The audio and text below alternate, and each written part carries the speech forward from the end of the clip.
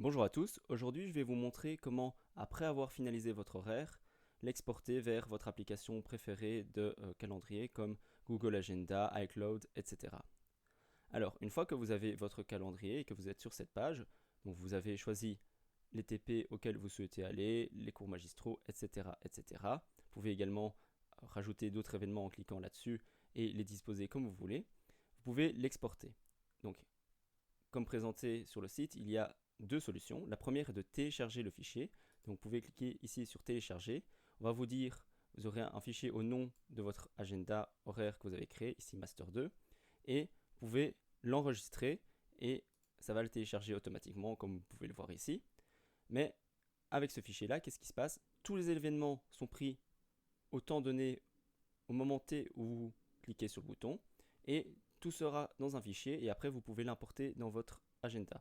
Donc je vais mettre sur mon agenda, je peux aller ici importer, faire à partir d'un fichier, donc importer, et je vais sélectionner le fichier sur l'ordinateur, j'ai choisi mon fichier et après avoir choisi, je vais dire sur quel calendrier je veux l'importer, l'agenda, il va charger tous les événements, donc il me dira qu'il y a 330 événements importés, je retourne et on voit bien que tous les événements ont été chargés.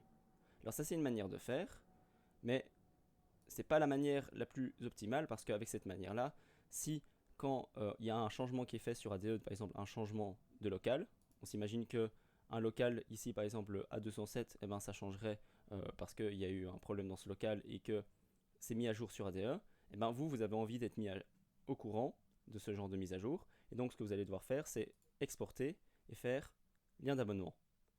En cliquant là-dessus, vous avez un lien.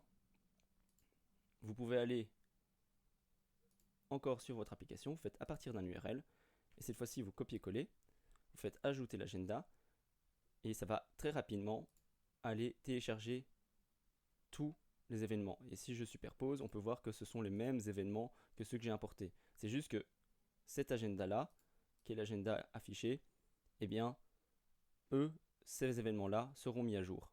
Tandis que ceux que vous avez téléchargés au temps donné, eh ben, ne seront que valables tant qu'il n'y a pas de changement.